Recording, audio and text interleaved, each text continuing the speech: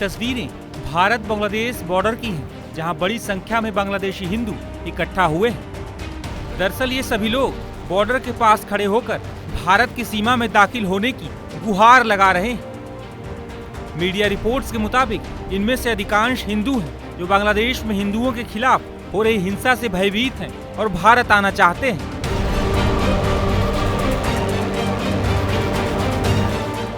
दरअसल बांग्लादेश में 5 अगस्त को शेख हसीना के इस्तीफा देने और उसके बाद बांग्लादेश छोड़ देने के बाद जबरदस्त हिंसा भड़क उठी थी। इस दौरान ढाका समेत कई शहरों में कट्टरपंथियों ने हिंदुओं का निशाना बनाया था। एक सोची समझी साजिश के तहत कट्टरपंथियों की भीड़ ने हिंदू इलाकों में हमले किए और उनके घरों को आग के हवाले कर दिया।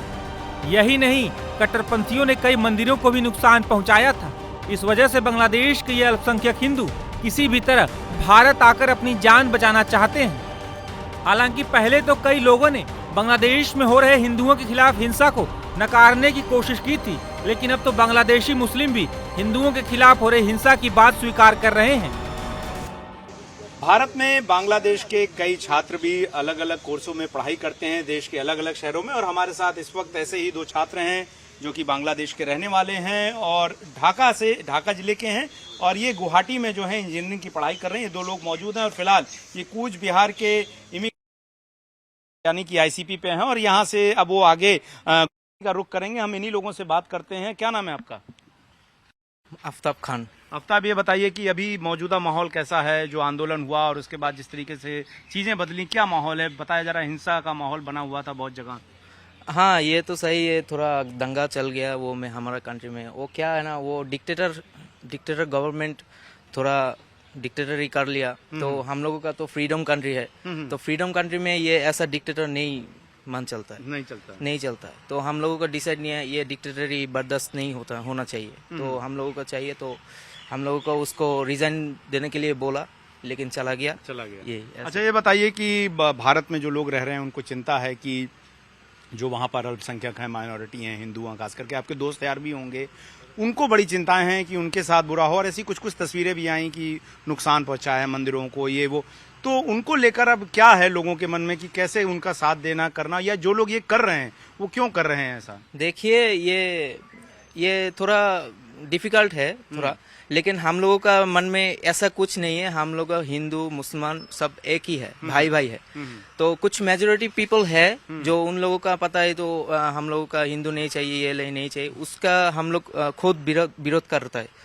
तो ऐसा ही है। तो हम लोगों का जैसा स्टूडेंट है, हम लोग को स्टूडेंट प्रोटेक्शन देता है, जितना मंदिर है, जितना ये है, सब हम लोग रात में पहाड़ देता है, वो ऐसा ही चलता है। कोई भी हाथ नहीं लगा सकता है। हम लोग ऐसा ही जानते हैं,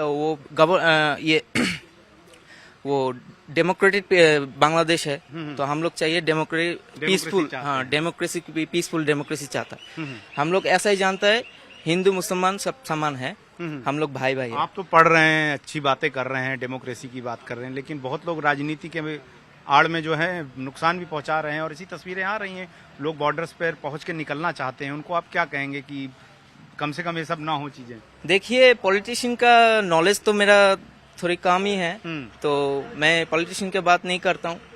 तो उसका मन में क्या चल रहा है हम लोगों को नहीं पता, लेकिन हम लोग ऐसा ही बोलते हैं सब पॉलिटिशियन को, जो पॉलिटिशियन पॉलिटिक्स करेगा वो अच्छा से होना चाहिए। कोई पॉलिटिक्स में कोई क्या बोलते हैं वो कोई कुछ गलत नहीं होना चाहिए।